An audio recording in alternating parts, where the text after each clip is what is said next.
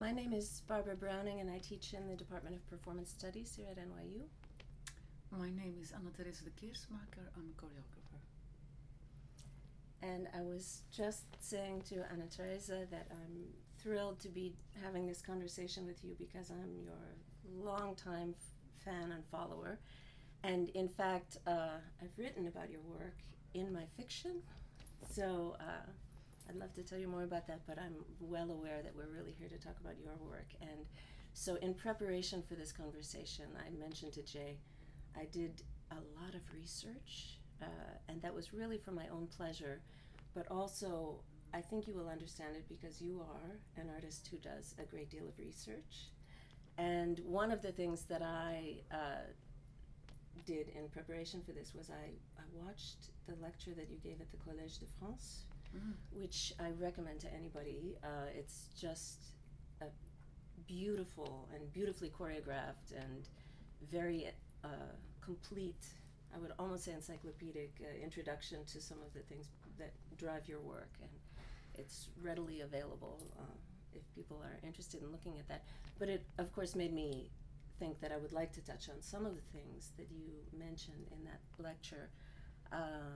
And so you, in that lecture, you talk about some of the definitions of choreography that have come to you and developed over the years. You talk about some of the, what you consider to be your partners in choreography. And you talk about briefly, but to me very movingly, about two friendships that have impacted your work. And I'm tempted to begin with maybe that most seemingly personal and specific connection. There's an artist, Anne Veronica Janssens, who you mentioned that you have worked with, and you describe her as an artist of radical elegance, and I really can't think of a phrase that would better describe your own work. I found that very moving. But you also mention a writer, Patrice Adamas, forgive me if I'm mispronouncing, philosopher, but also writer of fiction and poetry. And I became sort of obsessed with trying to find the work of Patrice de Matalare to understand a little better your work. And unfortunately, much of the work is not translated, but I was able to find this very beautiful passage, which, do you mind if I read it? No, absolutely not. The universe is perpetual change. Things are ephemeral and ungraspable. We want to get hold of them, but they escape through our fingers like grains of sand or running water. Living reality seems to be utterly beyond our control. Reasons enough to cry. People seem to always have disliked change in a very profound sense. Instead, they wanted security, knowledge, control, and predictability. This is because people dislike dying. Death is the ultimate change beyond control. It's true.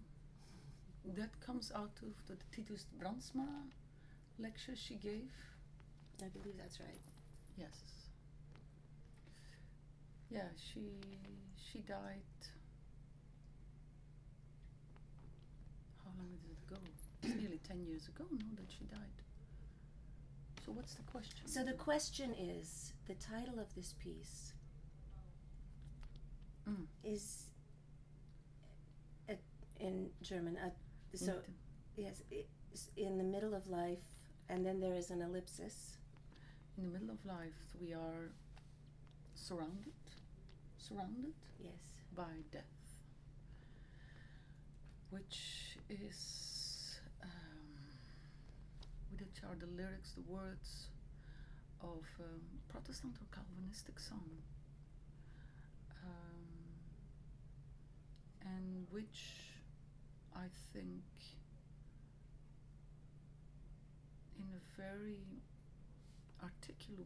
articulated way embody, I think, one of the seemingly contradictions proper to DNA of Johann Sebastian Bach music. Namely, in the same way a celebration of life, I think Bach's music is always a forward, upward,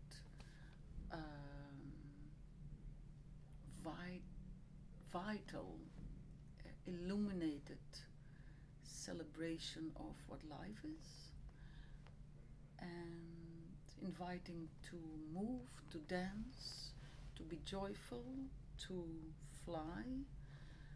And in the same way, there is this very nearly objective consciousness of our mortality. You know, that we are part of a bigger unity, and that we are, in a nearly cosmic way, a small particle in a unity that goes beyond us. And I think that is at the very essence of Bach's music. This upward celebration of life, and this other consciousness of, that's the only thing we're absolutely sure about, is that if there is one thing that we're sure about, is that we will die.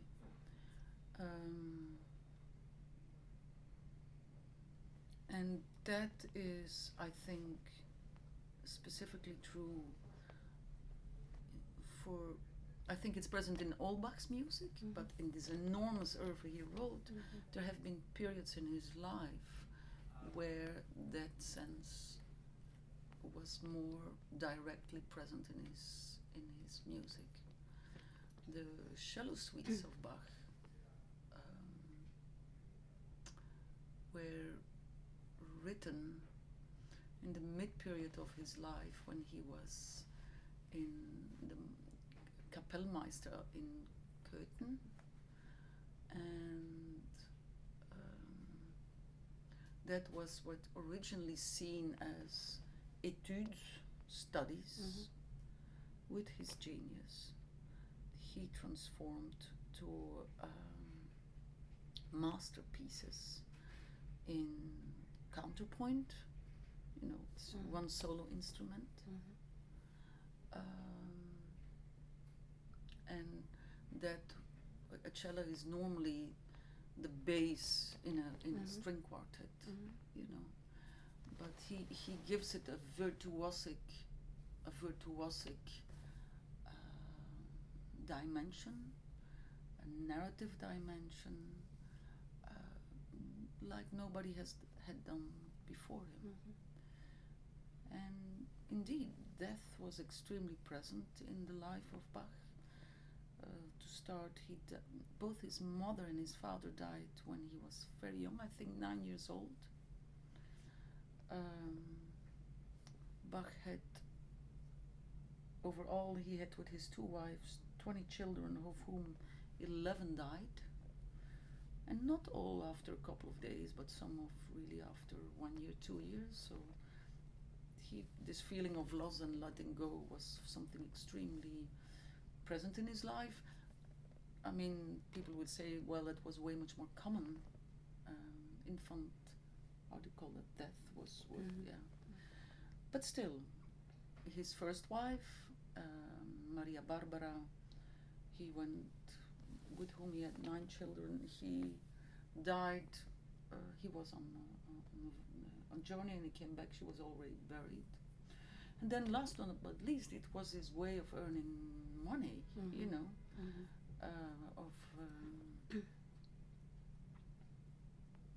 the funerals. He had to write music for. So it was also in a period. It was how many decades after the wars of 30 years. So death was all around. Very present. And still this music has this very celebrational aspect, and has mainly this kind of empathic. There's a lot of empathy in that music, you know. This longing for harmony, and this idea, you know, we will, with compassion and empathy, it will be all right. We will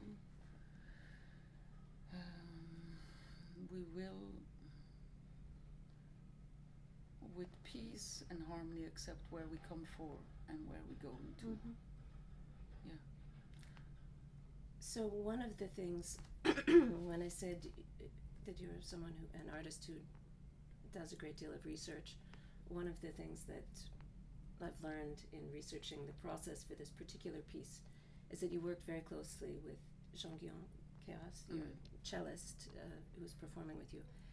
And one of the things that I find very beautiful about that process is, I believe at your instigation, he wrote out the bass line that is implicit in the cello suites in order for you and your dancers, and I gather that your study with him and your research into the music and the musical structure, you studied as well the things that Bach left unarticulated in his music. Well, I wouldn't call it unarticulated, but it was indeed an exceptional occasion that Jean-Guyon Keras, who I do consider is maybe not worldwide one of the most inspired, virtuosic cello players, and especially in relationship to Bach, who has a very wide range of music he plays. Hey, he's playing Baroque music, but he also plays contemporary music. He has worked very closely together with Pierre Boulez. He's playing with people who play ethnic music. He's not only a cello virtuosic player, but he has also very wide and very in-depth and inspiring vision what music is standing for. So he spent a lot of time with us around the table analyzing the score and sharing with us what's guiding him when he plays that music, his analytical understanding of that music, how is that music built, as you mentioned, the bass lines, underlying bass lines, but also the rhetorical aspects of how Bach strategically organized the emotional discourse or of that music, how he plays it technically, how he handles the bow, how he plays with the gravity, and then the very individual, personal, poetic imaginary, do you say that? That guides him in playing those pieces. So that he in his very overload agenda, we spend a lot of time together, which is actually, you get an idea of that in the documentary which was made by Gerrit Jan Klaas and Olivia Rochette, who followed the process, and where you see how he was willing to take us by the hand and by the feet and guide us through that music. One of the things that you just mentioned was ways in which, I think the turn of phrase that you used was how Bach organized emotion, which is a very interesting turn of phrase. So in relation to your own work, one of the things that I have always found very interesting is that you're very obviously very interested in structure, and at the same time some of the pieces, so the pieces that I have seen live are only the Steve Reich pieces, which are just extraordinary. And when I mentioned you and your work in a novel that I wrote, it comes at a moment when the narrator is considering how emotion gets expressed, and explains that about the Faz pieces, and specifically piano phase, and the way in which there's a precise in sync quality between the dancers and the music. And the narrator says, maybe that doesn't sound particularly emotionally compelling, but surprise, it is. And I will tell you that watching that piece for me has been, each time I rewatch it, it for me is a profoundly moving experience. And then my narrator goes on to explain that I also have a friend who is a philosopher and who has written that to her, this is Lauren Berlant,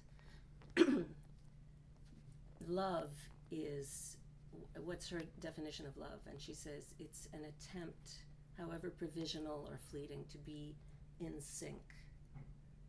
And to me that's quite compelling, this idea that, and when you speak of Bach's empathy, and I'm wondering if your sense of what it means to be, because choreographically, of course, one could say, what is there about choreography that would be interesting if the focus is really of being so close to the music, being really in sync with the music, and of course with the Faz pieces, that's very clear.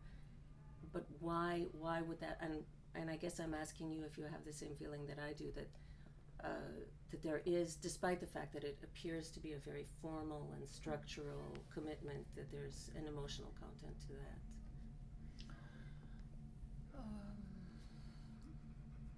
Well, I think when you work with choreography, there are several things about that. Namely, first of all, that the instrument is the body, and I think the body is by its very nature emotional. When you work with the body, you work with it in its all its different aspects. In a mechanical way, the structure of my skeleton, the mechanics, in its sensuous way, in an emotional way, because the body carries the memory of all possible human experience, and that is sort of engraved in your bones. Yeah, in Chinese philosophy, the skeleton and the bones are really the real DNA of the identity of a human body. But also in a social dimension, it's always about the space between people. Yeah? You can dance alone, you can dance with two, but it's organizing the space between different bodies. Dancing is a way of thinking, so also in an intellectual way. And because dancing is a natural thing, also in a spiritual way, because nature is by its very definition, I think, spiritual. And I wouldn't shy away neither to even open it to a cosmic dimension, because this is this notion, what we say, I think in nearly an objective way, even if that's a contradiction in terminologies. I think this notion we are just a small particle of something that goes way beyond us, is that it sort of embodies those things we cannot, or we don't want, or cannot name. So yes, so emotion is presence not like in a romantic way, but in a nearly embodied energy, you know. Then the other thing is related to the music of Bach, is that Bach is, I say, it's about vital force. It's like one of the things that is very beautiful in the music of Bach is to a certain extent it's like little chunks of eternity. It could have started before and it could continue after, and in that sense it's same as in the music of Steve Reich, you know. So this, like, it goes on and on and on, and it could continue. That is this embedded vital force that is proper to the music of Bach. On the other hand, in the music of Bach, I think one of the very crucial aspects in good music or in good dance is that people can recognize themselves in it. You know, is that even if you can't name the experience, like with Bach's music, is that you somehow can connect it to some kind of human experience, And it's full of joy, of anger, of humor, of consolation, of disappointment, of hope, of feeling of loss, of the most extremes. That's somehow, and you can't. So there is always this kind of unnameable narrative that I find is present in the music of Bach. And I think as a listener or a spectator, you, even if you can't name, you can connect to it. And I think to a certain extent that is also, if you speak about pieces like Phasen and so, there is something similar about that. Very often what you see is that because the virtuosity doesn't come from high legs next to your ear, but very often what I always find very charming is that after a performance of Rosas and Rosas of Phasen, and then you go out of the theater and people are waiting at the subway station, and then people try the movies, like a little bit like, maybe I can do this too. I have yeah, I so people say secretly, this is dance which physically calls you, and people connect to. So that's an important thing. Then the other thing is that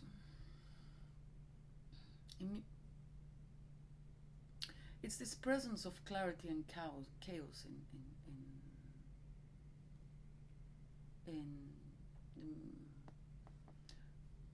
the music of Bach is always very clearly articulated in its larger structure and its smaller structure in detail.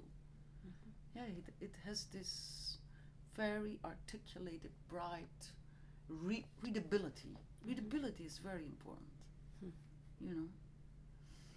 And then last but not least, and that's maybe a little bit in contradiction what I said about this reference of like a chunk of eternity, is that you don't have to underestimate, is that Bach was very much aware of rhetorics, of how building up an argument, he will expose something, he will then, mainly through harmony,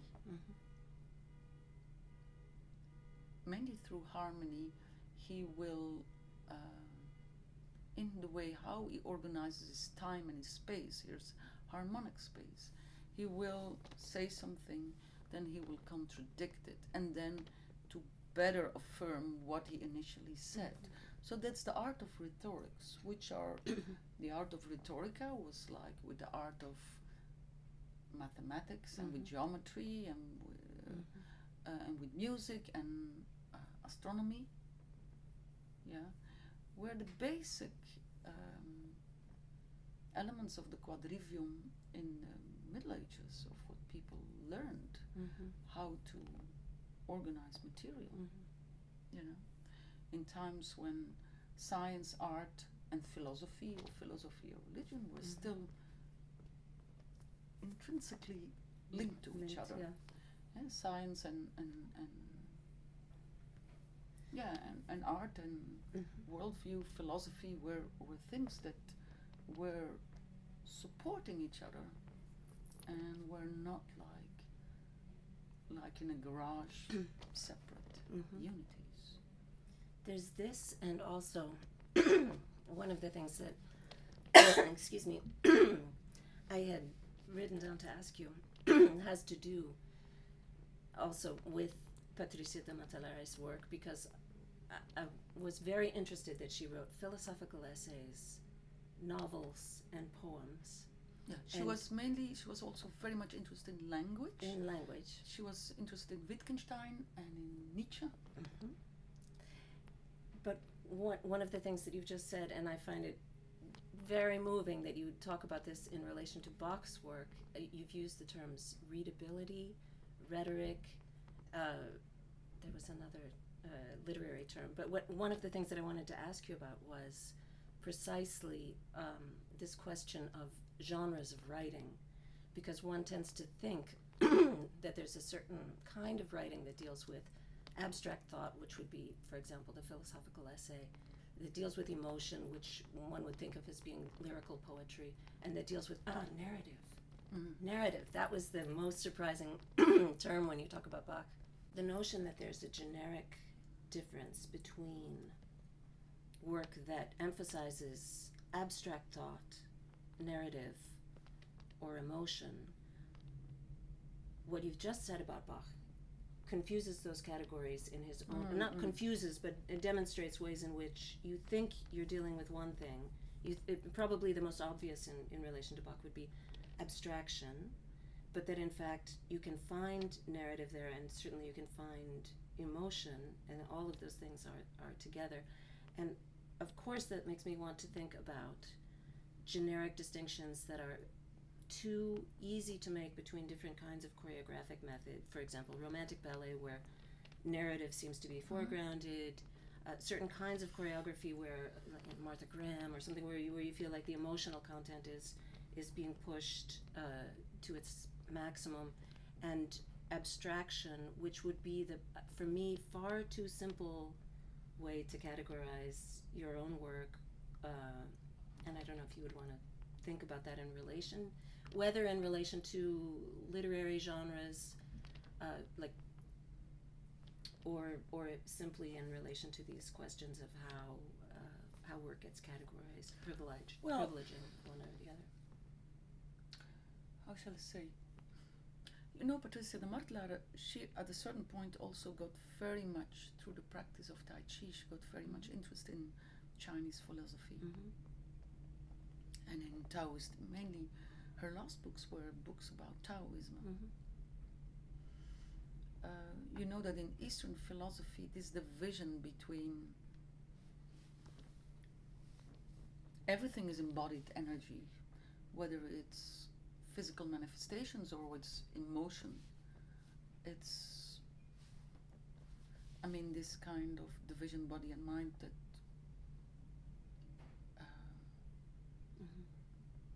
is, we have centuries of philosophy that we know that it is completely inappropriate. Yeah.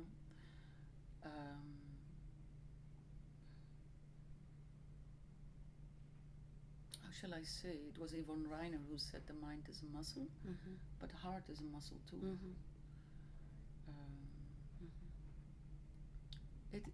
It doesn't belong to this division in whatever art form. It doesn't. I can't refer to it. It's not referential for me. I don't work that way. I don't perceive it that way. I like way much more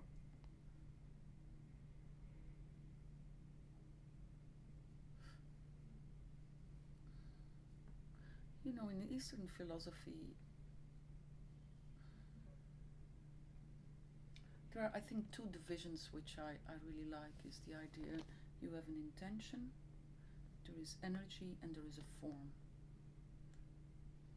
And the important thing is first the intention, then there is the amount of energy, and the form can be infinite. Or another division which I really like, and that is physically located in the body, is when you work, and you can consider the work as focused play, or when you're in the world, you use your instinct, you use your intuition, and you use your intellect. And it's a combination of those three things. And they support each other, they interact with each other, and they nourish each other, and they, yeah. So that's what I can say about that, is that that's my own perception. And I guess maybe the one term that I was most surprised to hear about when you spoke of Bach, and I don't know if you would want to talk about it in relation to your work, is narrative, which would seem to be the one. Well, maybe narrative is. Yeah, we can speak when we speak. How do you say that in English? The Matthäus Passie, the Passion, the Matthew Passion. Yeah. So all the vocal work, all the vocal work, which is in the religious music, which is the largest body of Bach's music. Yeah, and where there are lyrics, where there is texts, very explicitly. But I find that, for example, the work which he has written in the mid-period when he was in Cöthen, like the Brandenburger Concerti, or the cello suites of the partitas of violin sonatas, which are clearly not linked to lyrics and content.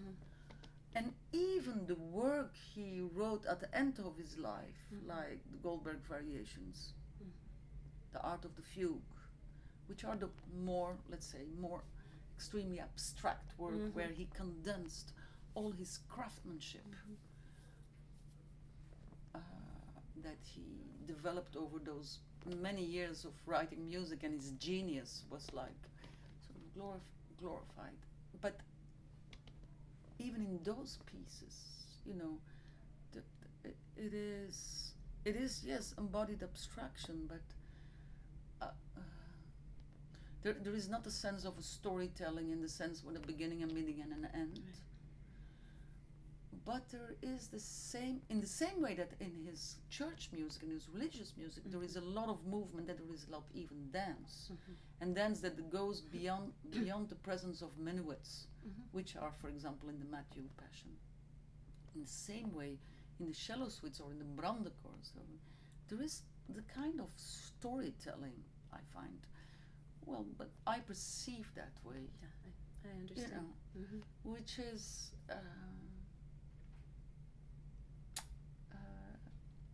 is for me, extremely present. And it is. Some people say that it was actually. It's because of worldly material circumstances that Bach never wrote an opera. If he would have none go to Leipzig or to Weimar, but if he would have had the chance to be employed by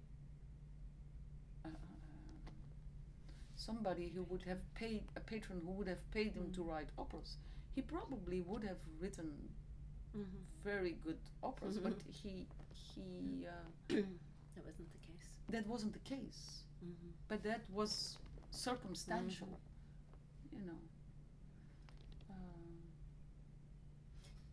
Can I lead you in another direction? Just a word that you used a little while ago when you were talking about the body as an instrument, and you had also made reference to Jean Guillon's playing and you made a gesture which was quite a, for lack of a better word, dancerly gesture, and he appears on the stage with the dancers, sort of begging the question if he is a dancer in the piece. And there's a moment in your lecture at the Collège de France when you quite forcefully say, music is my master. And this conversation has largely, each time, even if I ask something in reference to the choreography, often we end up coming back to Bach and the music. Can you say a little more? I know you were initially trained as a musician as well, so I learned music. I played the flute. So I never had the ambition to become a professional musician. But music was. But this particular phrase is of interest to me. Music is my master, which, so I will tell you now, somewhat confessionally, I am also a little, I'm less than you, trained in music, obviously much less than you trained in dance, but I do dance and I do make music and I study the cello and I play the cello. And always in my musical training, part of this was, part of what my teachers tried to communicate to me was that to bring out the musicality of the instrument, it was necessary to dance with it. And often in my dancing, I'm very aware of even the sounds of my breath or my feet and the musicality of the process of dancing. But the phrase music is my master makes me want to ask you about what that relationship is, in terms of what guides what. Is there, master is an interesting term. So if you just because it speaks about the power relationship. Could be perceived. Yeah, maybe master is that. Let's call it my partner. Maybe I shouldn't use it. Actually, you do say that. But, you do talk but about. I'm a traditionalist. Mm-hmm. I don't have a problem with having a master. Me neither. Actually, me neither. I'm a thief. So I steal ideas. That's basic like this. I steal ideas from my master. Exactly. This is exactly what I was intuiting. You know, yeah. I mean, a thief or a sponge. Well, if choreography, a possible definition of choreography is organizing of movements in time and in space with a certain amount of energy, then, I mean, to look at music is, of course, the first partner. Not only because this link between dance and music, I think, is a very natural link. You know, I've worked a lot with silence, and even in the work that I do now, when I I construct vocabulary, a lot of the work happens in silence, and then it's only in a later phase of the rehearsal process that I go together with music. So in the beginning we're parallel tracks that at a certain moment converge. But to have my own independence and sovereignty, I need to develop a parallel track where I keep a certain kind of distance from the music. But anyway, because of that, music is a codified language that has a notation. It is way much more easier to learn from composers than it is to learn from choreographers. YouTube is the biggest dance library, and I can look, but with there is a degree of objectivation that there is with music, that I can study how a composer from 10 centuries ago, or just 10 centuries ago, 9 centuries ago, or music from before there were recordings existing, like the history of pop music, and so that's mainly through recordings. But then before I can look how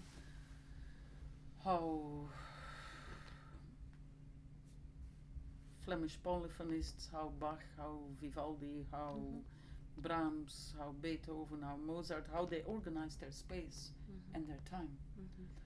So in that way,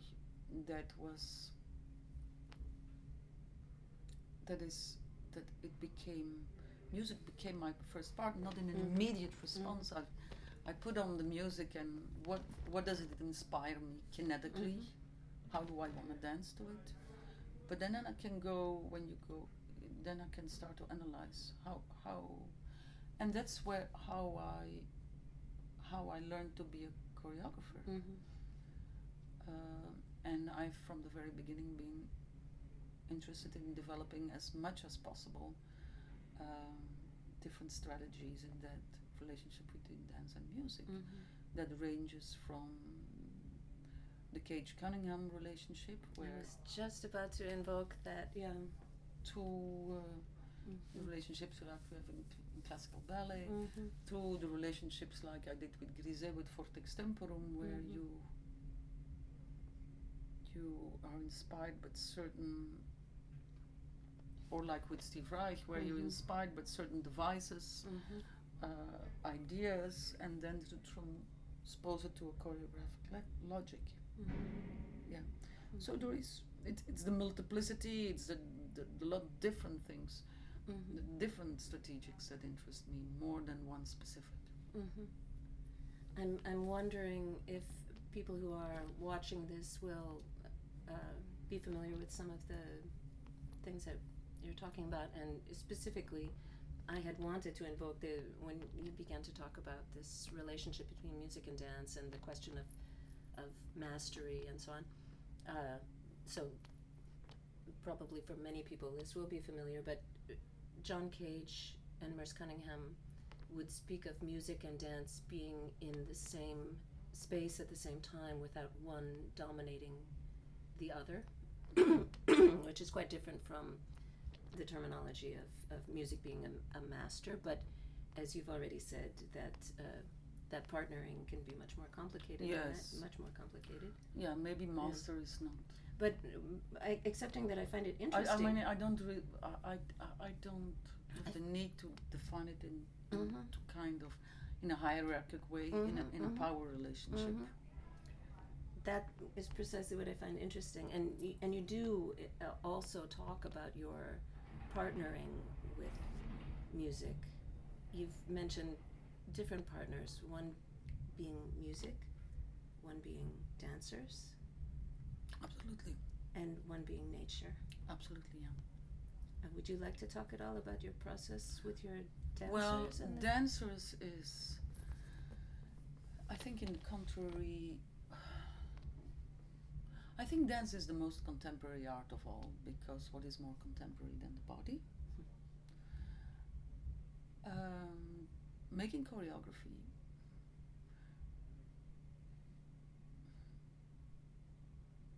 is always, besides when you make a solo, an extremely intensive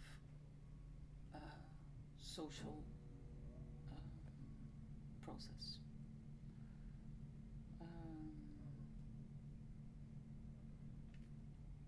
Namely that you, in visual arts or in music, there is way much more loneliness about the creator or the super creator. Yeah, even if he works with a team and he delegates, like Rubens was doing, or like, I don't know, I mean, I think a lot of contemporary artists work, you know, they have ateliers and they have a team of people and they delegate. But as a choreographer, you work in a very, I do work in a very slow way, where you spend a lot of time on the field, you know, and where it blossoms. You work on I think, in a way much more horizontal way. I always worked, I think I prolonged that what I did with myself in the very beginning of my career. All the dances I did were linked to my own body. Fazeros and Strozelena, Zaria Bartok. It were all dances where I danced myself, and where the nature of the vocabulary was very linked to my own body. That was the body of a young woman. It was with small constellations, with other people who were very close to me, other women. And all the movements, the vocabulary was filtered through my own perception. We didn't work with a mirror because I didn't want it to rely to how it looked like, but how it felt like. So the simple definition was, at moments have to be very close to myself. And that, I think, gave the specificity of the vocabulary. It changed when I stepped out. It changed when male dancers came in, because I had the feeling that vocabulary had to be closer to their own physical reality. Yeah.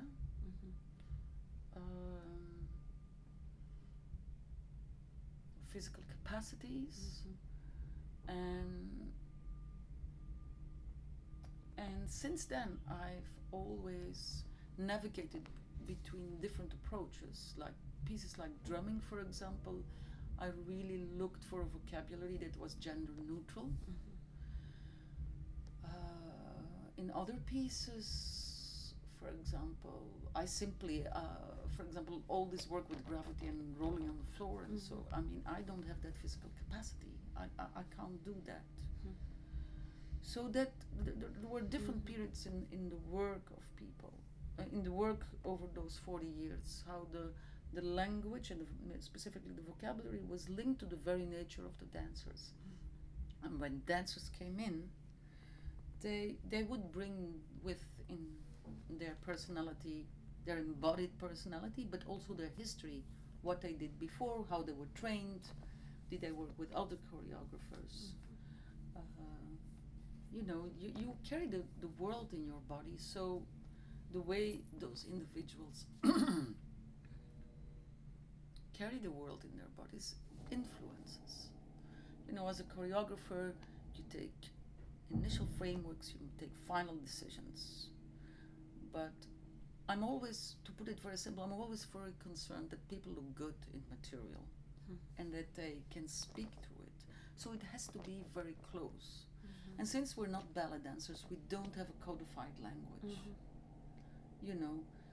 For contemporary dancers, modern dancers and postmodern dancers, I spend a lot of time for each piece in creating vocabulary, and that is made together with the dancers. So Rosas dans Rosas became what it is in the way how I guided the presence of those very four specific people. And from that emerges an écriture which is very specific and which I have a very strong print on it. But I include, I gave the example of, if you take Mozart, for example, I do consider that Mozart wrote his most beautiful music in his vocal music and specifically for female singers. In his, mainly I think in the operas he wrote with Lorenzo da Ponto, Don Giovanni, Don Così fan tutti, and Linozzi. But it was very often he wrote with in mind very specific singers, singers he loved, singers he admired, and he wrote those vocal scores with Nancy Storace in mind, with Aloisa Weber in right, and to make them shine. And in the same way, Johann Sebastian Bach wrote, for example, the Brandenburger Concerti in a period where he had an ensemble of very brilliant musicians, and he wrote the solos for the flute player or the hobo players with really in mind specific. The clarinette quintet of Mozart he wrote for, I think what was his name, Anton Stadler, which was a very brilliant clarinetist. And I have had such a relationship with dancers like this. And specifically in Mitten, in the cello suites, Julien Monti, Michael Pomero, Bostion Antoncic, and Marie Godot are people I've worked with in the last years. And I really wanted to write with them things, it sounds a little bit stupid, but to say how they look, what is their vocabulary, and how I can frame that to this music of Bach. So that's the part after the music, the part the dancers, and then nature. Has been extremely important. That from the very beginning, when I organized my space in the solo violin phase in a circle, and then through the instigation of Thierry de May, who was my musical drug dealer, but he also suggested me, for example, how can you organize movements in space? And he suggested that I would go to look like presence of patterns in nature. The most obvious one is clearly spirals, Mm. spiralic development, which is one of the most universal macroscopic and microscopic microscopic presence. The DNA is two opposite helixes. Presence of golden section, Fibonacci series, fractal geometry, Brownian movement,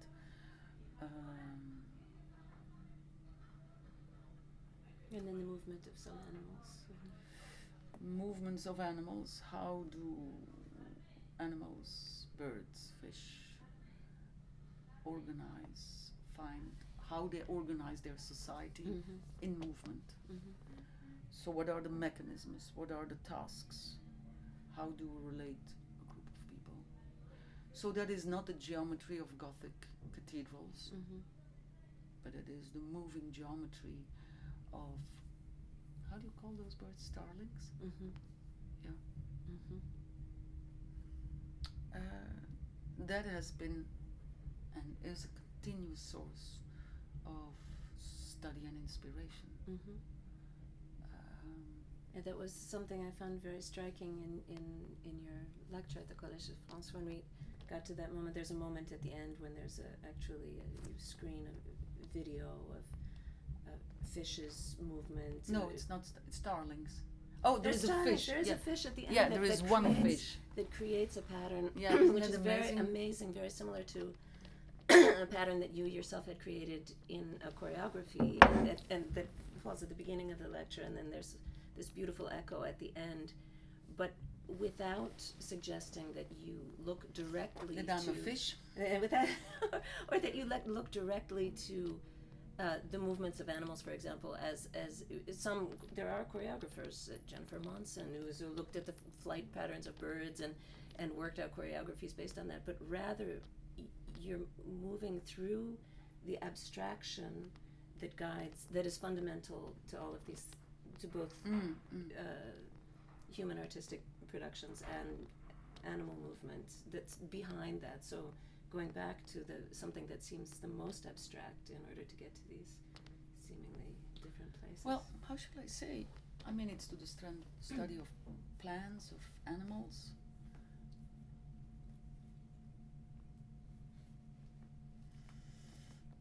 Yeah, it's materialized energy that manifests itself in infinite possibilities. And that's the place to me where this question of spirituality really seems to be. Absolutely, yeah. I think we should stop. I think we've said a lot. Yeah, so because I have to go and look how things are going downstairs. I'm so happy I had the chance to ask you those questions. Yes.